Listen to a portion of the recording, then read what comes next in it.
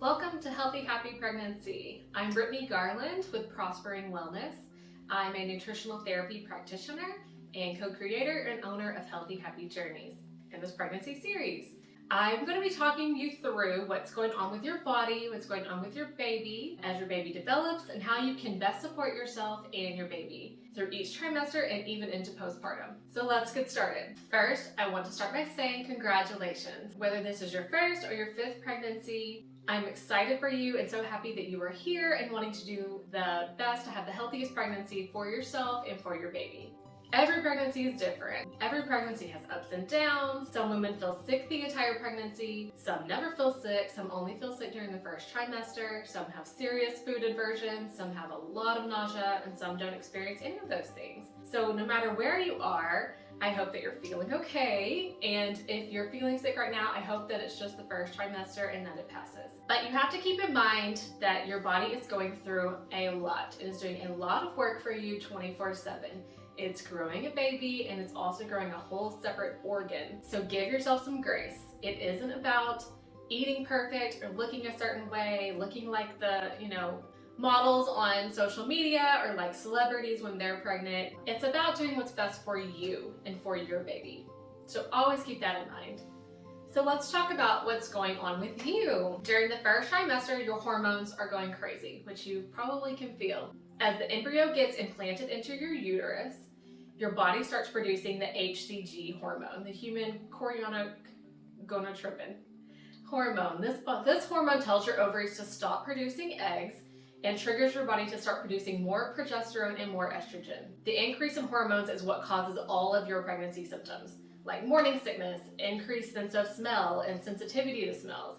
Some people experience really bad headaches, dizziness, overall fatigue, and tiredness. I think we all experience those things. Your body, while developing your baby, is also growing a whole organ, the placenta. The placenta is attached to your baby through the umbilical cord. This is how your baby gets all of its vitamins and nutrients, gets fed from you. It's also how the baby eliminates waste. And in case you didn't know already, you actually deliver your placenta after you deliver the baby. Good times, right? So what is going on with this tiny little embryo? During your first trimester, your baby develops from a little bitty embryo to almost 2.5 inches long fetus. By the end of your first trimester, your baby will have a nose, toes, fingers, fingernails, and genitals. You'll be able to find out the sex of your baby by week 10 if you'd like. And some doctors do it earlier, some doctors make you wait a little bit longer. So, it's all up to your doctor and discretion. Obviously, it's your choice as well. So, to keep your baby, you and your baby, healthy, strong, and thriving, or maybe just surviving during your first trimester, there are some key nutrients and vitamins you need. You'll want to eat a nutrient-dense diet. So what is that? It's just like what it sounds. It's a diet full of nutrients, vitamins, and minerals. You want to eat all of these things so your food, everything you're putting in your body, works for you and not against you. If you're thinking that sounds great, but I can only stomach crackers right now, that's okay. You need to do what you need to do to survive and to feel like you can, get through the day. There are a lot of healthy crackers out there with sneaky ingredients like vegetables and different types of protein. You can find beet crackers with chickpea flour or almond flour that taste like tortilla chips, honestly, or taste just like a normal cracker. But it's a good way to get in some extra vitamins, protein, if you can't really stomach anything else. A lot of you may have some food aversions and can't stomach eating certain foods. If that's normal, and if that's you, I hope you start to feel better and you can eat more as your pregnancy progresses. If you can't, just have people cook for you. Anybody, your friends, your family, your husband, your partner, whoever's there, just let them know, I know I need to be eating chicken, but I can't even look at that raw chicken right now. And just have people cook for you. You're pregnant, come on. I think it hopefully goes without saying, but this is no time to start any sort of new diet or try a diet or try any sort of elimination of anything, unless some certain foods are making you really sick. But if you've been on a diet and you're found that you're pregnant and you're like, well, now what do I do? I've been eating keto, I've been eating no carb or low carb or whatever it is, you need to slowly start adding back in some of those things you've been avoiding, especially the carbohydrates. But don't go from not eating anything to eating, like loaves of bread. There's a happy medium in there somewhere, and you need to be eating the healthy carbohydrates that I'll discuss in a second. If you weren't eating that well or exercising much before you got pregnant, now is a good time to start. And I know a lot of people think that sounds like it should be backwards. Like, oh, I'm pregnant, now I get to like lay back and do what I want, eat whatever I want, eat bonbons on the couch or whatever it is. But it's actually the most important time in your life to be eating healthy and to be moving. And I promise, you'll be so grateful you did by the time you get into your 3rd trimester, you go into labor, and into your postpartum. In your postpartum, you're gonna want to be able to feel okay about your body, not just like the way you look, but really feel okay, and being able to get up and down and move around and be there for your baby. So I promise you, all the things you do now during your pregnancy will help that postpartum be so much better. Believe me, I have 2 kids. And I've been through it. So let's talk about your food. The pregnant body needs more calories, more protein, calcium, iron, zinc, B vitamins, choline, folate, and most other vitamins and minerals. That is why prenatal vitamins are so important. Most of us eating the standard American diet, also known as SAD, for a good reason, are missing out on a lot of important vitamins and minerals. You'll see here a list of my favorite prenatals and prenatal supplements. You can buy these actually directly from our website. I also have a blog on our website explaining the differences between, say, these vitamins or more expensive prenatals versus the ones you can buy at like your everyday drugstore. So check that out. You can get a lot of necessary nutrients in your diet from food. Your 1st trimester, you're sadly not eating for 2. You should be eating 3 meals a day and snacking as needed. Listen to your body though and eat the amount of food that feels right for you. Some people feel the best eating very small meals and snacks throughout the day, and some people feel better eating 3 square meals a day. You do what feels the best for you. Especially as your baby and your body grow, you'll want to be eating enough food to stabilize your blood sugar and feed your body and baby everything that it needs. If you're not getting enough vitamins, minerals, and nutrients in your diet, your baby will take from your body's vitamin and mineral stores. And what that means, if you haven't ever heard of this before, your body, especially in childbearing years, stores extra vitamins and nutrients and minerals away. In the case that you were to become pregnant and your body knows it's going to be building and developing a baby, and the baby is going to be needing all of these things. So if you're not constantly replacing everything that the baby is pulling and taking from you, your body will start pulling from its storage. So, for example, calcium is stored in your bones and teeth. So if you're not getting in a lot of calcium in your diet and in your prenatals, your body will start pulling from your bones and teeth. And I actually had a client who, after she delivered her baby, her teeth started rotting and falling out, and she had no idea why. She'd always had great teeth, never had an issue before.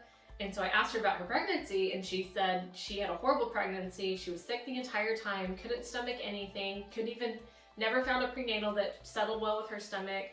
And so she was missing out on so many key things that her body needed. But her baby was healthy because her baby pulled everything out of her body. So that will actually happen. It's another reason why women have a much higher rate of getting osteoporosis when they're older, because we have had that calcium drained from our bones, which obviously men never go through this, right? Go figure. You need to be sure to be getting in enough vitamins and minerals. So you're constantly replacing everything your baby is taking from you, if they're taking anything from you. You're giving your body and your baby everything that you both need. What should you include in your diet? Fiber-rich carbohydrates. These include beans, lentils, whole grains, especially sprouted whole grains. These are easier to digest. Oats, potatoes, sweet potatoes, plantains, and fruit. Fruit is packed with vitamins and nutrients and is easier to digest than vegetables. I know a lot of these fad diets right now are like no fruit at all. And so if you've been on one of those, you need to start slowly adding back in some fruit. One reason that you crave carbohydrates during your pregnancy is because your body is building up energy stores for the rest of your pregnancy and for breastfeeding. Your body knows you're going to need a lot of energy when you go into labor and when you deliver this baby and then when you go into breastfeeding. So your body starts building up those stores, and especially for those of us who have been on low carb diets, we've kind of depleted our body, and our bodies have been using other things as energy, which is fine when you're not pregnant. Healthy fats avocados, grass-fed butter, nuts, seeds, fatty fish, animal fats, eggs, nut butters, olive oil, avocado oil, coconut oil, and ghee. You want to be including healthy fats with every meal if possible. High quality proteins.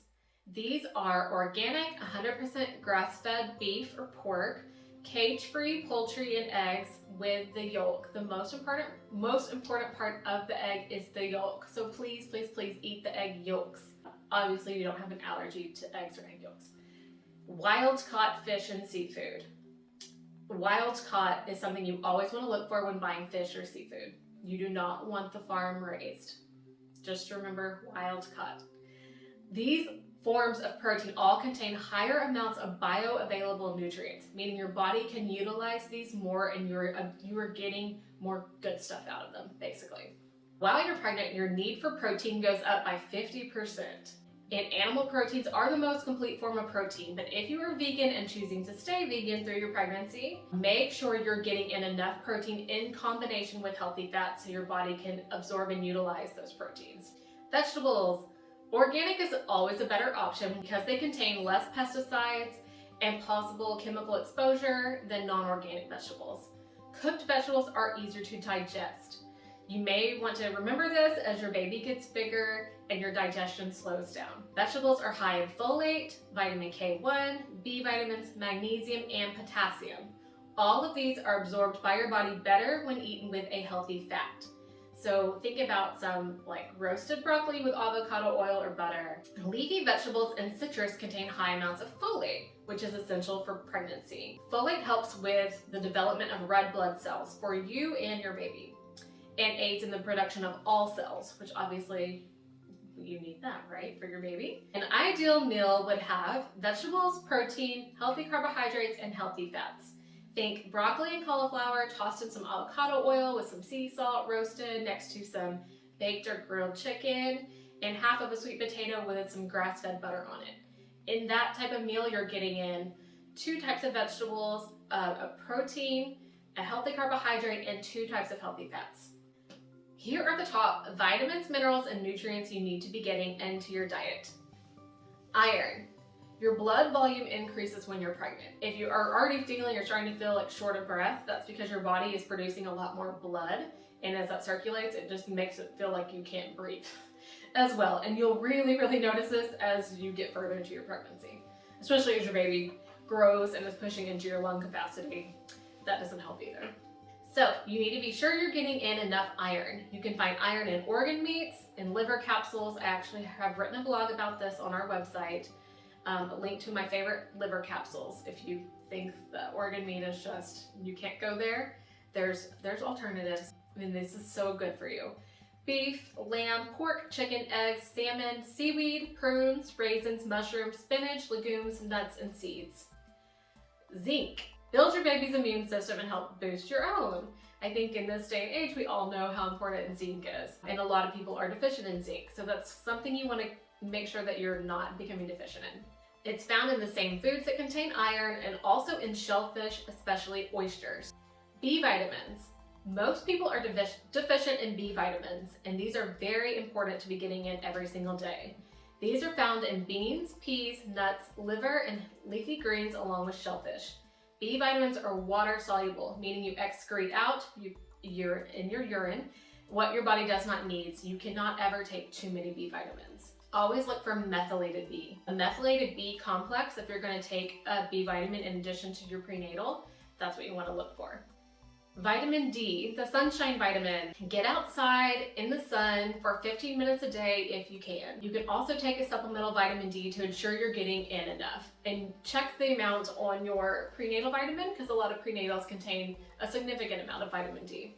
Calcium. Calcium-rich foods include fish, leafy greens, sea vegetables like seaweed, many vegetables, whole grains, nuts and seeds, and dairy products.